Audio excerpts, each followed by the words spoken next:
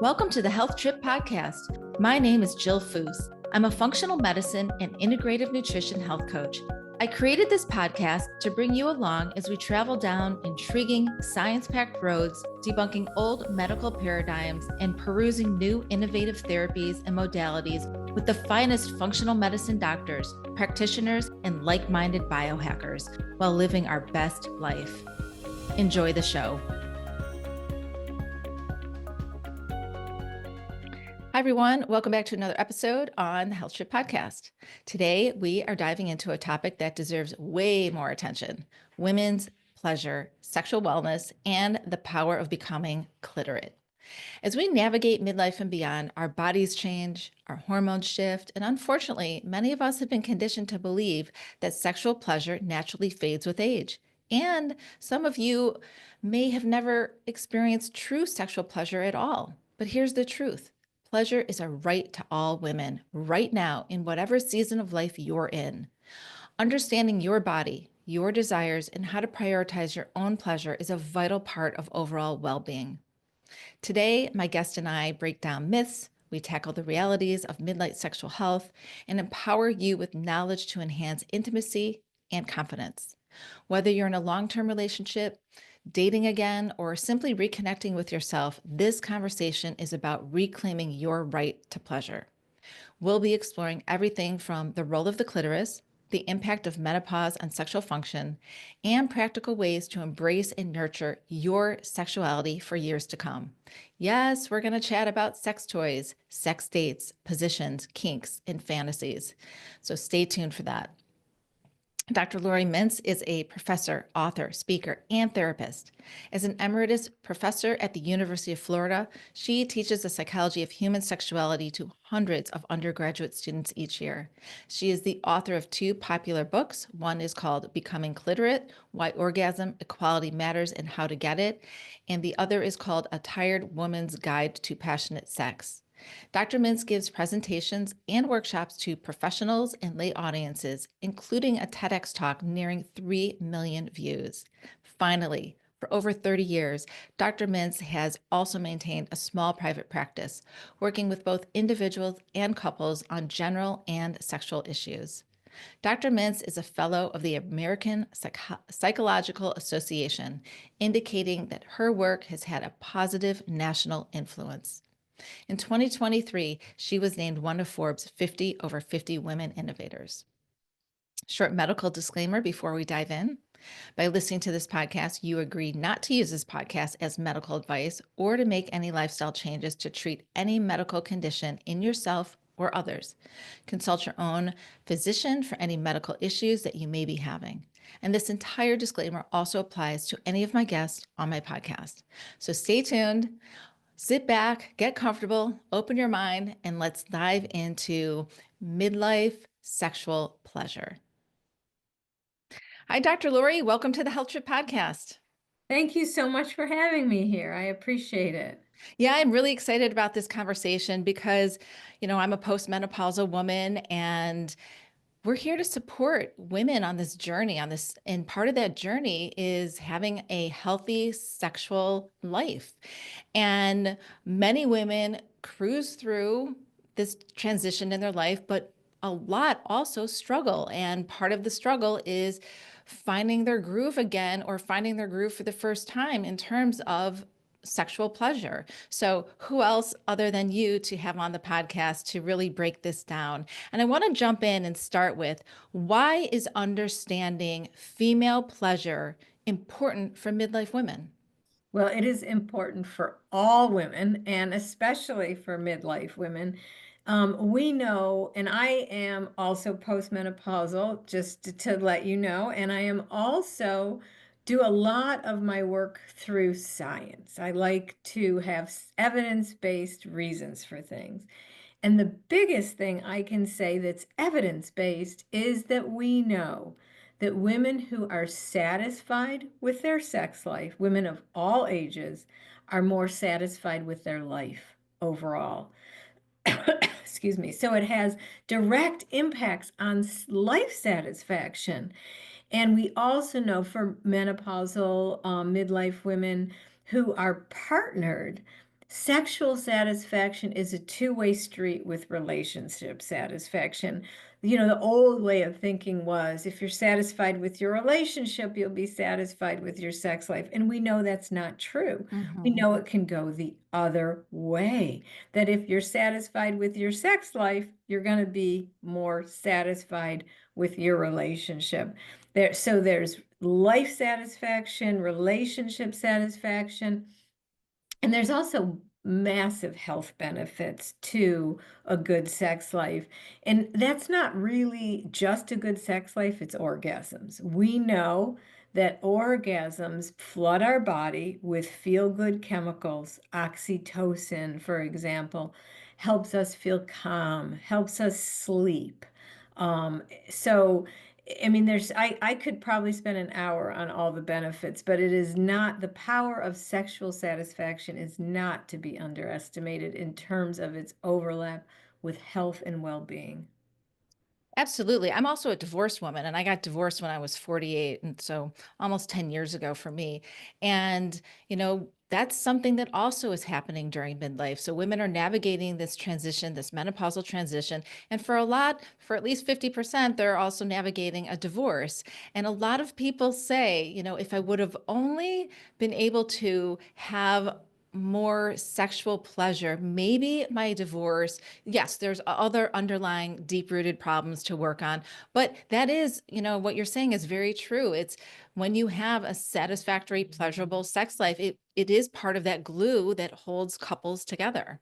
Absolutely. I often say for monogamous couples, it is the one thing that they do that they don't do with anyone else. I mean, they have good conversations with others, they laugh with others, they share meals with others. But in a monogamous couple, it is what differentiates their relationship from all others.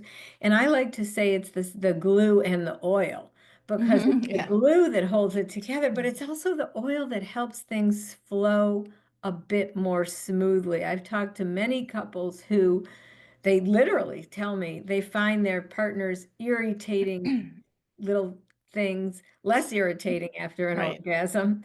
They have better conversations, they laugh more, etc. So yes, Yeah. yes. I want to do a little housekeeping for midlife women in terms of a decline in their libido during this time, which many, many midlife women experience. Our hormones are fluctuating and then decline. Our testosterone is declining. And can you talk about the psychological and the biological aspects of this? Absolutely. And my caveat, I have to say, I am a psychologist, so I'm Right. really qualified to talk about the psychology. However, being a psychologist, I've always felt I'd be remiss if I didn't understand the biology. So I go to medical conferences about women's sexual functioning. So I'm going to talk biologically, not as a doctor, but as a psychologist who's attended medical conferences. So sort of really underscoring, I am not giving Yep. medical advice. I'm telling you what I've learned from sexual medicine physicians and menopause practitioners. Okay, so let me start with biology. Um, and please correct me if you think I have anything wrong here. We know that in menopause, right, our hormones are in flux, and a decrease in estrogen, a decrease in testosterone, etc. And that creates a lot of changes. But one of the changes it creates is called the vasomotor symptoms of menopause. The other is the genitourinary syndrome of menopause. The vasomotor one, hot flashes, insomnia, etc. And those have a huge psychological toll because if you are not sleeping well, nothing is going to go well. I mean, it is Right. essential.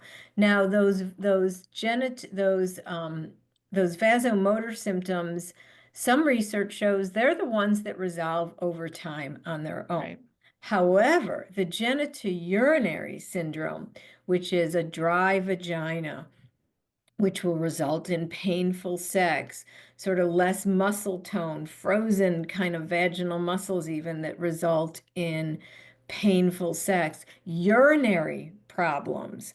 All of those are also associated with menopause, and they don't resolve over time on their own. They just worsen.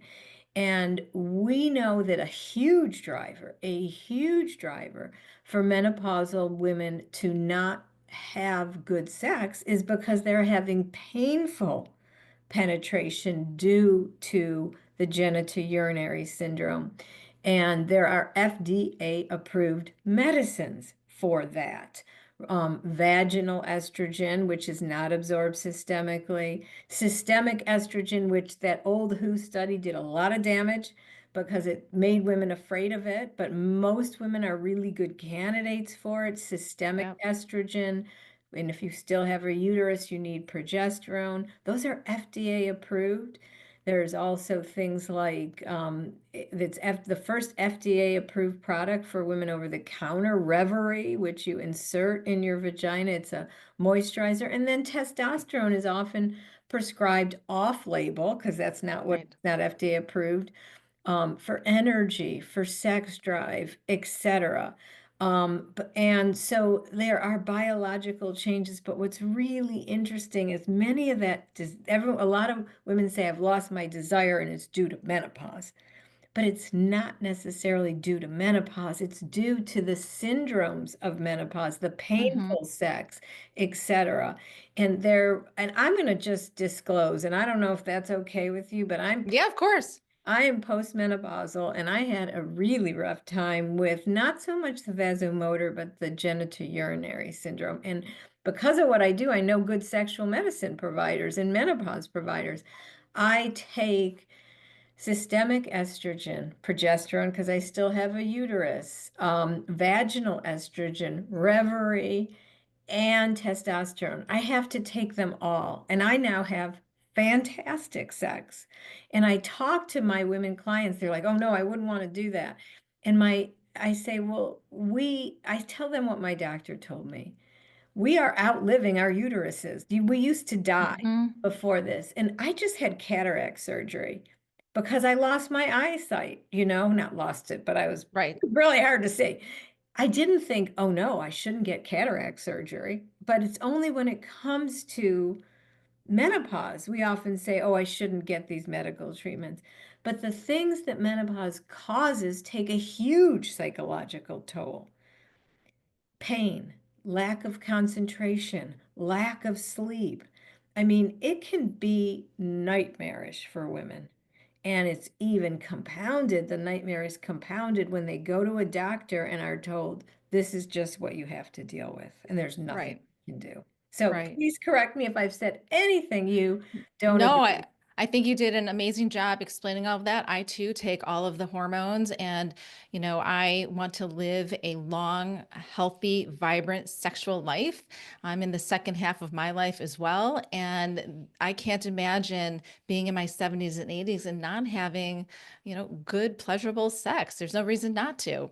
And that's a great segue into the main spotlight of this podcast episode, which is the clitoris, and how so many women really just don't understand what the clitoris is, what it does, what it's used for, how you can stimulate it, and just the role that it plays in our sexual function and pleasure. So I wanted you to really give us sort of the anatomy 101 of the clitoris and whatever else you think falls into place there. Thank you for asking this because the clitoris is one of my favorite topics, and it's really something I think all women should know about. So, in terms of an anatomy lesson, I've brought along my vulva puppet. Nice. Yes, I love Great. vulva puppet. So, the vulva is the outside area. Is she straight? Okay. The vulva is the outside area of a woman's genitals, and it has all of the touch sensitive nerve endings that we need to experience orgasm. And I usually teach this by comparing it to the penis because sadly, many of us know more about the penis than the vulva.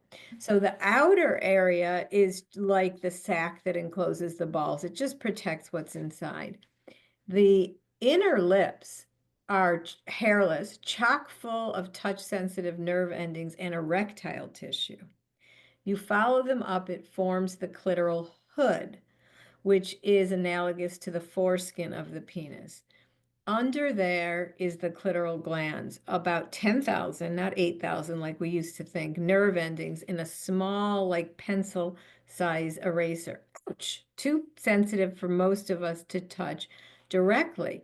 But the clitoris is also a vast internal organ. It has legs and bulbs, and this is the mons pubis with a fatty area above the clitoris, and it's the internal clitoris can be accessed through here. So a lot of women like to push on that area. Also, but if you put your fingers between the inner lips and rub, you're stimulating the inner clitoris as well. The vaginal canal, where penises can go in, babies can come out, dildos and fingers can go in, very few touch sensitive nerve endings, except on the outside in the inner 2/3. So basically, the vulva, the clitoris, the mons pubis, the inner lips, they have all the nerve endings most of us need to orgasm. And we used to hear statistics about only 25% of women can orgasm from intercourse, but those were old studies that used to say, can you do this? Can you orgasm from penetration? Well, people think they should. So if they'd done it once, they said, yeah, I can do that. And then later studies said, wait a minute, let's refine the question. Can you orgasm from just a thrusting penis? And about 18% said yes. But I got to thinking, even that's what's kind of pulls for an answer. Can you do this thing that you think you're supposed to? So I started asking women a neutral question. I've asked about 10,000 women this question now in surveys of all ages, ranging from college students to 80-year-olds. What is your most reliable route to orgasm? And only 4% say penetration alone. So Hmm. the clitoris is it's equivalent to the penis. It is our most erotic organ.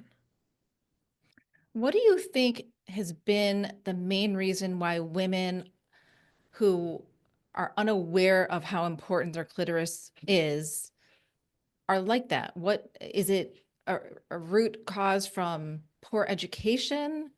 Are maybe generations of our mothers not talking about it with us? All of the above, and porn and movies, mainstream movies. I have most movies show women having fast and fabulous Mhm. orgasms from penetration alone. And without sex ed to correct that, people assume that's what's real. And, I just was speaking with a reporter who wanted me to analyze a sex scene, and everybody thinks this is a very steamy sex scene on a show. And I said, I think it's very unrealistic. The woman has an orgasm just from penetration with like no warm up. And she said, well, you got to understand, we only have 5 to 10 seconds. The producers have 5 to 10 seconds to film that. I said, that's not convincing to me. Well, you can show a lot of other things in 5 to 10 seconds. We don't show a man having an orgasm from giving oral sex. And he's, unlikely to do that. And women are unlikely to orgasm the way that's shown. And sex ed, I mean, it depends on what state you're in, what school, what, country. But let's talk about the most common sex ed in the US is they separate the boys and the girls. The boys learn about wet dreams. The girls learn about their periods. The clitoris and sexual pleasure is not even mentioned in sex ed. And I do this a lot of surveys when I teach, and I ask my students, did anyone ever teach you sex was supposed to be pleasurable? Maybe 2%. Yeah. Yeah. Yep, I would agree. I have a funny story. So I have 5 kids, and of course, they're all out of the house now. But when my fifth one was going through the school system and learning, and was taking sex ed, he he said to me that morning before he left, he said, I have sex ed class today. I said, oh, okay. And he said, what do I do if what they're saying isn't right? Because from his older 4 siblings and from me and my ex-husband, we talked about it. We were very open about it. I said, maybe just don't raise your hand today. Just sort of sit in the back and just, sort of blend in. But he knew that it wasn't going to be what it really is. He had that gut feeling. And so I just thought that was really interesting. I want to go back to your puppet for a second, and I want to talk about vulva acceptance because this, the the numbers of women getting labiaplasty surgery or vaginoplasty surgery are increasing. And I wanted you to just speak to that because we all look different down there. Just like our gut microbiome is different, our vulvas are different. And there's a lot of, you know, different lengths and shapes and colors and sizes. And women are starting to feel or have felt bad about what they look like compared to what we see in porn, like you said, or what we see in magazines. Absolutely. And the women in porn, many have had that terrible surgery, and many are digitally altered to have even and petite inner lips. And the truth of the matter is that it's very common for one inner lip to be bigger than the other, to stick out past the outer lip. But there's all kinds of modeling that's like even and petite is best. Women are chosen for that in porn or again have surgery. There's terrible memes on the internet comparing women to roast beef sandwiches, saying if your inner lips are too big, it means you've had a lot of sex. I mean, so women are very self-conscious of their inner lips, their vulva appearance, and clitoral hoods come in all shapes and sizes too. There's a great site called Gynodiversity, where you can see real pictures of vulvas and see that each is unique like a snowflake. They're all beautiful, but women aren't taught that. They don't see realistic images. And in fact, I have kind of a funny story of my own. When I was writing my book, Becoming Cliterate, I wrote in there that truth be told, I have one of those inner lips that stick far out, and my face looks like my vulva looks like a face with a tongue sticking out. And the book was going to print, and I got like panicked in the middle of the night, and I called my editor.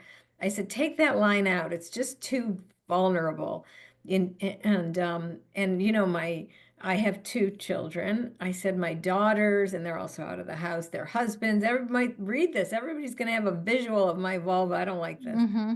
And she said, "No, Laura, you have to be brave. Young women need to hear this."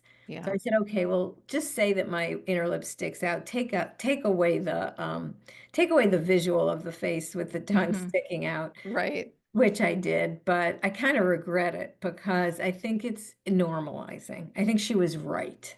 Yeah. Yeah, no, I've been reading your book and I did read that part and I really value that you were courageous enough to put that in because it's our reality. We all look different.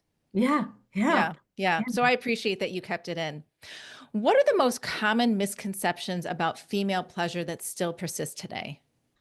Oh, so many. I can't believe, honestly, I kind of, my dream is that someday I will be obsolete because these myths will be gone, but Yeah. they still persist that there is an ideal way to orgasm, like we've been talking about, like penetration. I even hear women say, "Oh, I'm not one of the lucky ones," or, it's just like we all orgasm differently, and most of us need clitoral stimulation.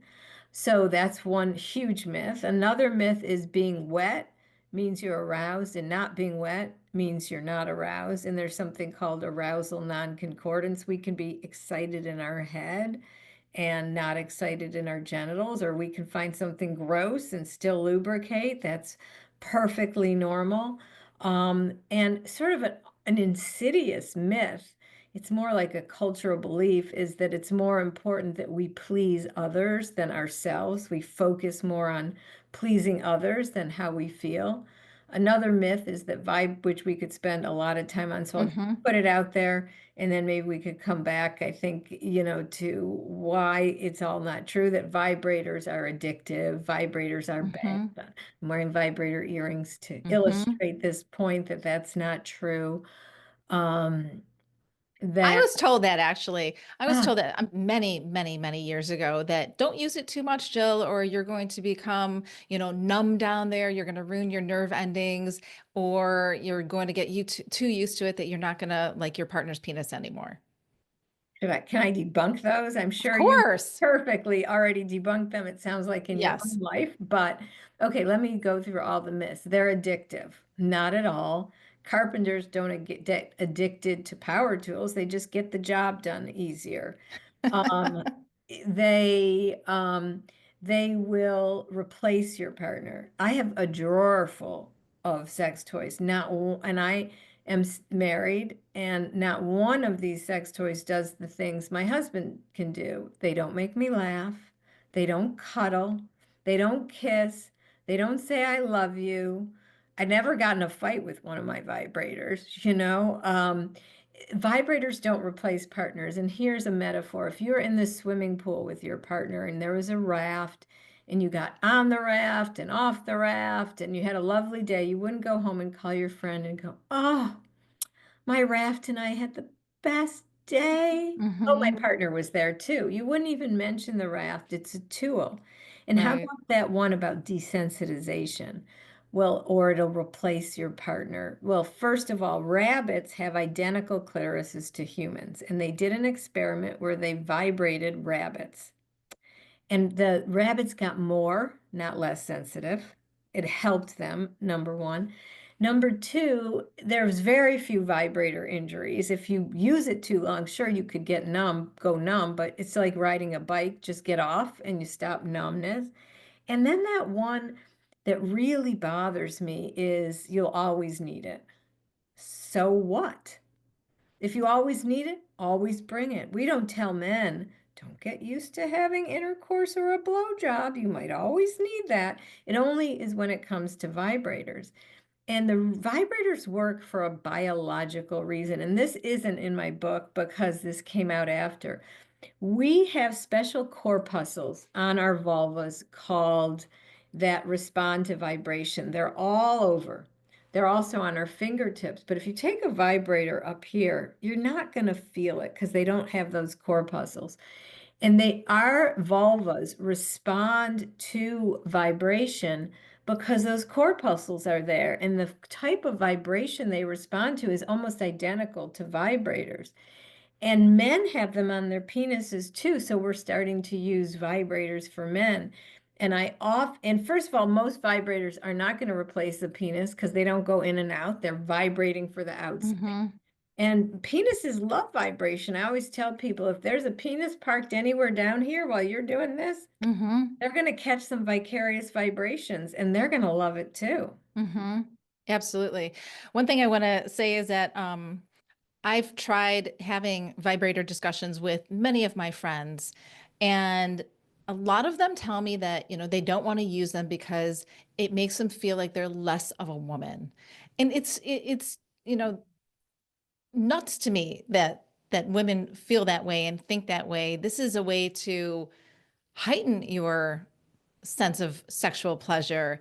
And like you said, I use my vibrator almost every time. And I never leave my home without it when I'm going on a vacation with my partner.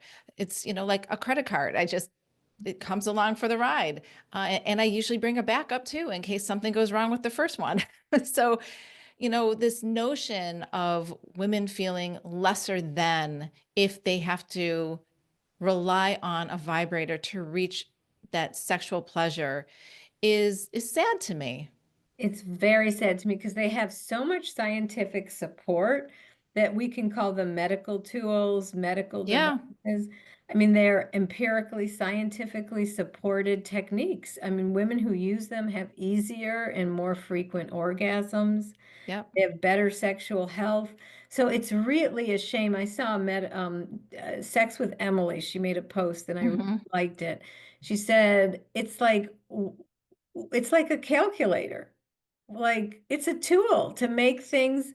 Sure, I never do advanced math in my head anymore. You know, why not use it? It's not cheating, and it's like it's when you say that it's sad to me, and it's a little bit like hormone replacement therapy that women Yeah. thinking that they shouldn't do something that's medically healthy for them Yeah. because of cultural myths, very similar.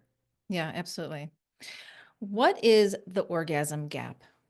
The orgasm gap is the consistent finding in the research literature that when cisgender women, so women assigned to sex of female at birth, still identify that way, get it on with cisgender men, the women are having way, way fewer orgasms than men.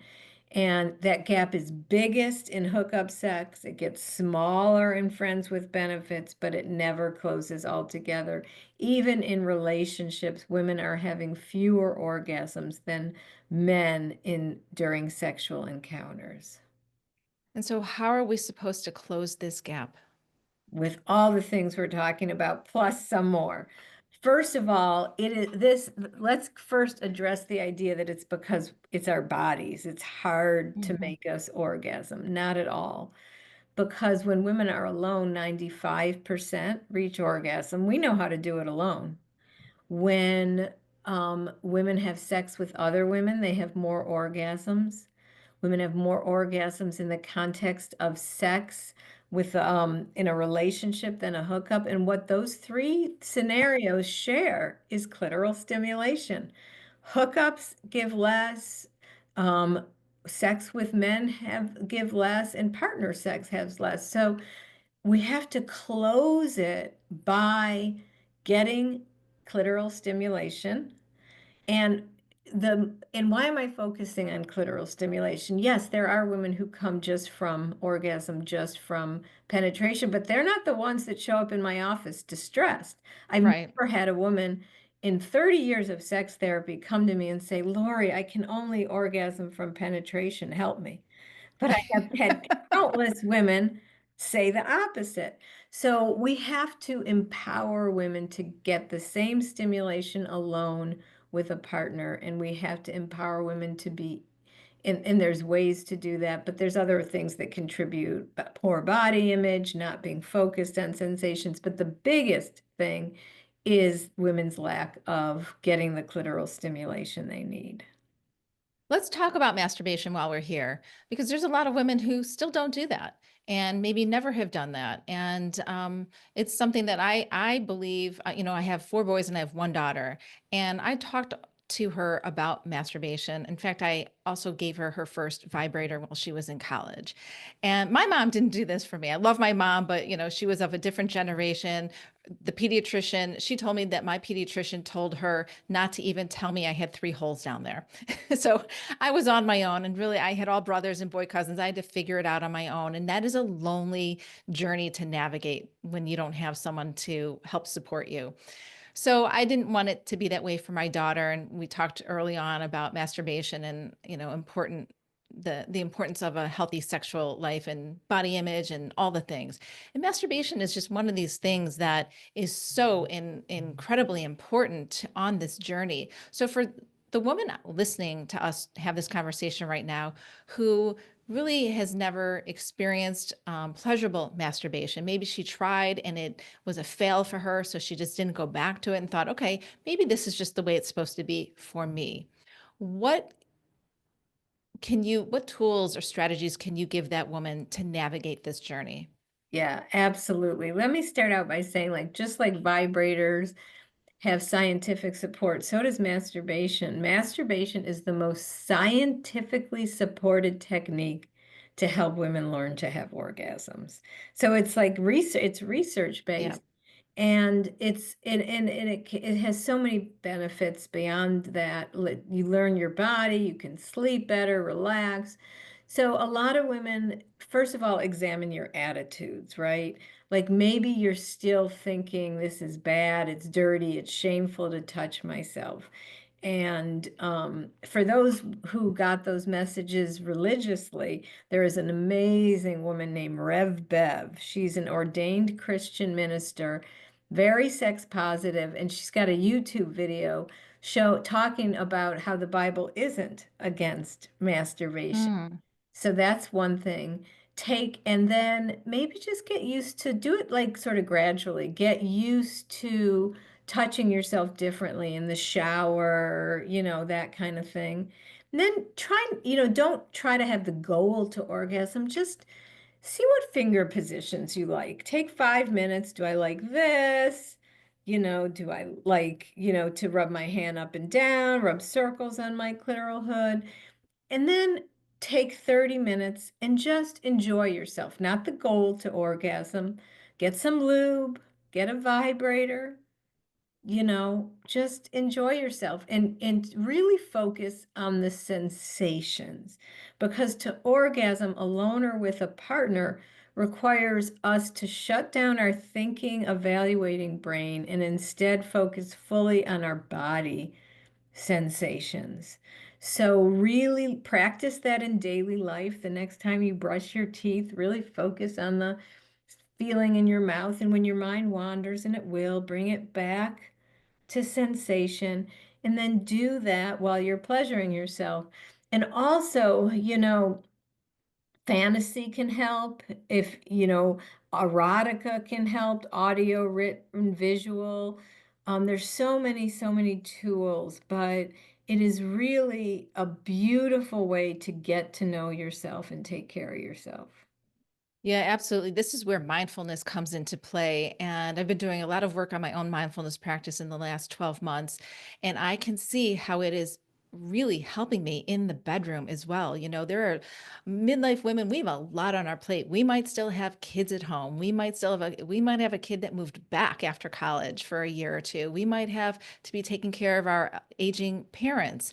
We're working, we're going through the transition and experiencing some of these physiological changes ourselves. So we're not feeling great. So we have a lot going on, and mindfulness can play such a large role here because lots of women get into the bedroom and all of a sudden they're thinking, oh my God, I have to fold laundry. I have a flight in 24 hours. I haven't even started packing. I didn't hit this deadline and I forgot to, call for the dog's vet appointment. There's a lot of different ways our mind can wander during the Yeah. act of sexual pleasure. So I love that you mentioned mindfulness. Also, I wanted to ask you, what type of vibrator do you recommend for a first timer?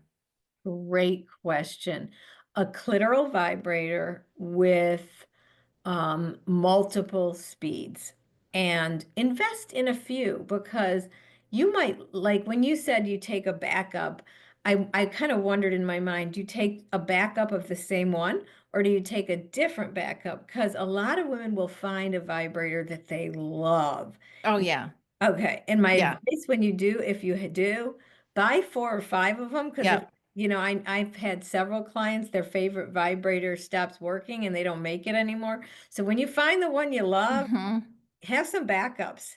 That's me. Oh yeah, I have had multiple different types of vibrators, just because I've been curious about them. And there's only one that really works for me well. It fits in my hand well. It fits between us well when we're making love. It just works in lots of different positions. And so I have it in, 4 different colors. So I bring a backup because you just never know if you forgot to charge it or whatever it is.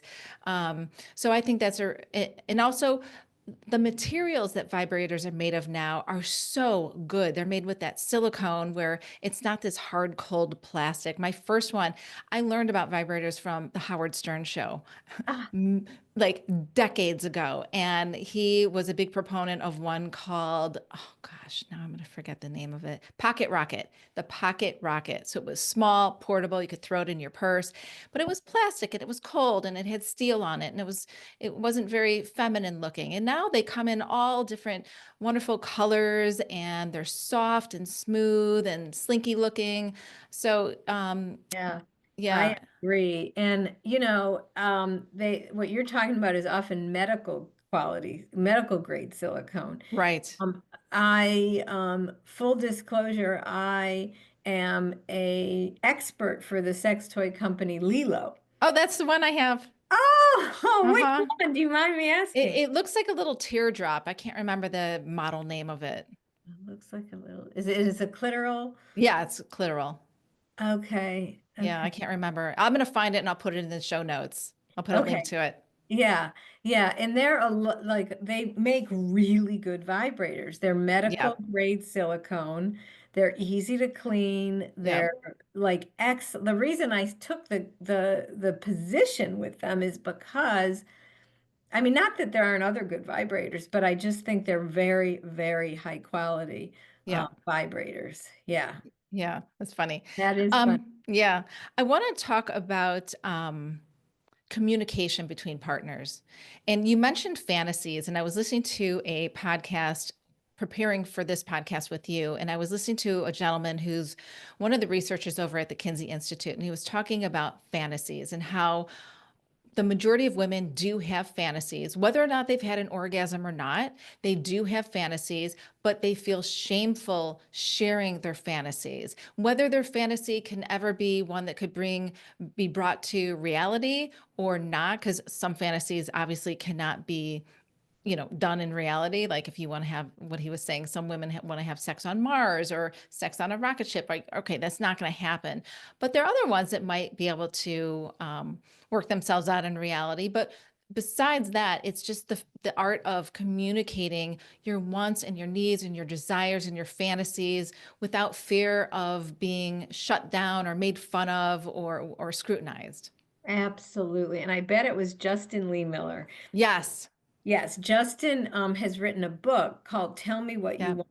He did the largest scale study of fantasies ever done and basically found out we're all ashamed of our fantasies, but we all pretty much have similar fantasies, and um, I think I lost sight of the question, but yeah, there's even Justin talks about fantasy sharing apps that you can use. I forget the name. One is X Confessions, but yeah, some fantasies can't be acted out, but a lot of times women are fearful to say, this is my fantasy to their partner, and usually their partner's kind of open to it.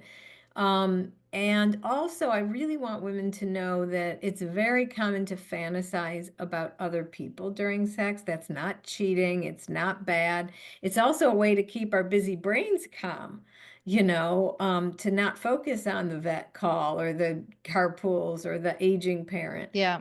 So, yeah, fantasy is a fantastic tool. Yeah, we were talking about communication between couples Ah, and thank how, yeah, yeah, and just how challenging it can be for women to approach their partners about change, about what they want. Forget the fantasy, right? But just about other needs that they have. Maybe they want more oral sex, or maybe they want more finger play.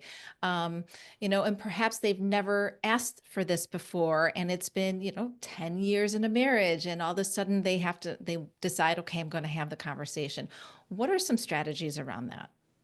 Yeah, well, first of all, I think we have to get rid of some myths around communication.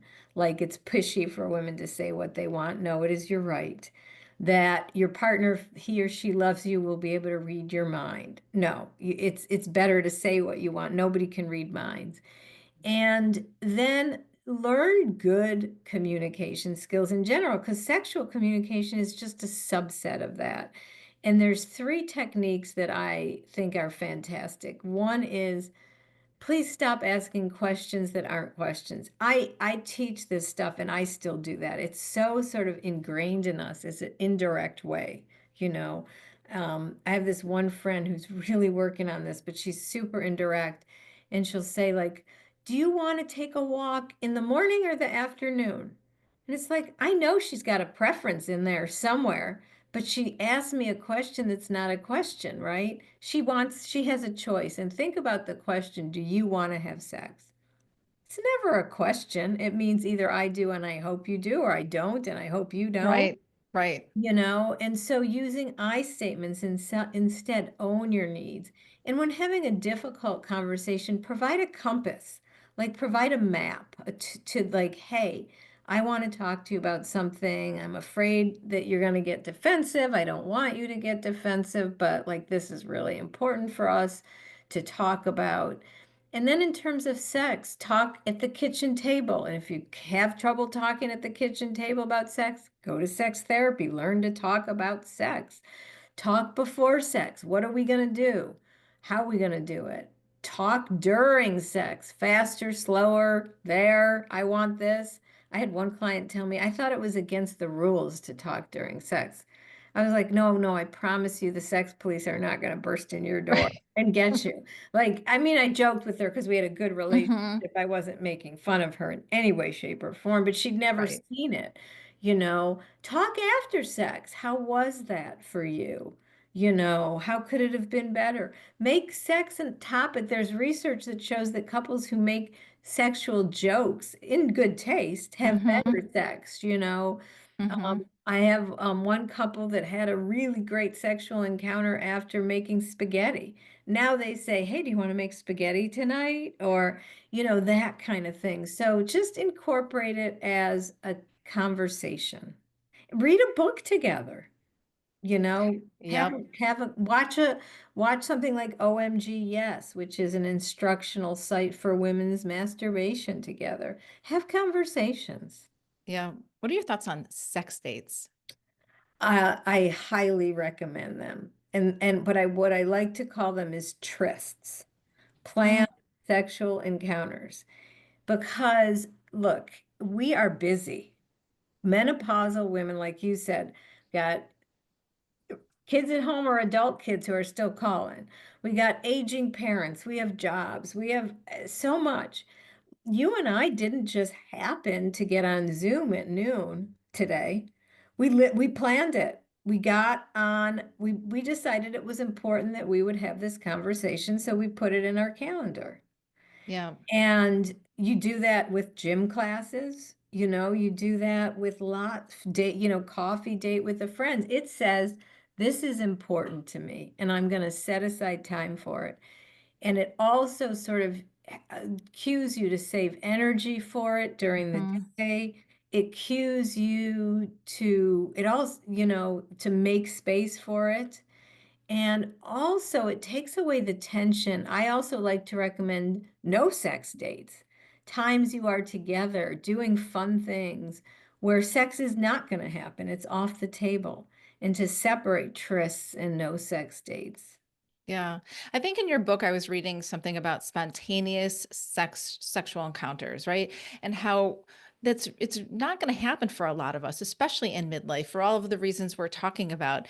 We see that in the Hollywood movies, but people become overcome with sexual that feeling of wanting to have sex. They become horny, they rip each other's clothes off, and boom, next thing you know, they're like smoking a cigarette in bed afterwards. That's not real life for any of us. So I love the idea of sex dates.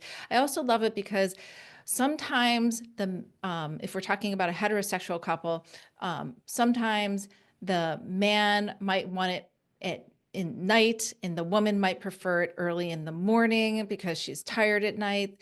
And so having a sex date sort of brings both those partners together. So maybe the woman is like, okay, I'm not going to eat a big meal, within 2 hours of my sex date because I'll feel bloated or, whatever it is, because people have GI issues, and that is something that is a barrier to wanting to have sex.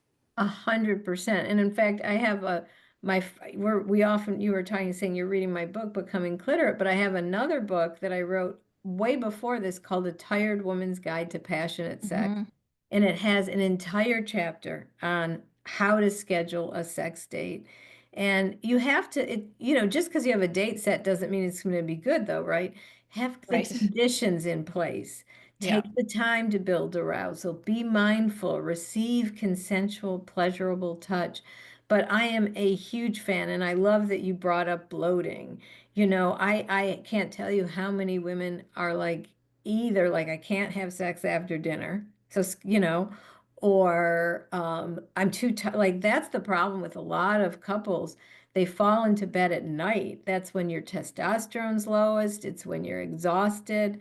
And they say, "Oh, should we have sex?" It's like, "Oh, no, I just want to sleep." So trying to schedule, and it's not always easy to find a time, but trying to schedule sex dates at a time where your body and mind are in the best place for them. Oh, absolutely.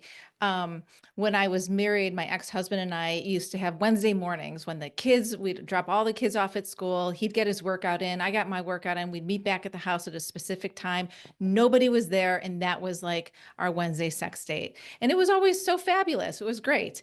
But I think it's so important to make that time for each other and to be intentional about it because we were talking about mindfulness, and that's going to come into play here where your mind and your body are both in the same place at the same time, like you were saying. So really, really important advice there. Um, I have a question about porn, and because we were talking about it earlier, is porn harmful or is it helpful or does it Is it specific about what type of porn? We know that a lot of the porn out there is harmful because it's not realistic. These women have perfect bodies. Like you were saying, their vulvas look different than ours. But is there any place where we can go to see more realistic porn that might be helpful in terms of opening our minds up to different positions and places? Yeah, and what the science on porn is one of the most conflicted areas there is.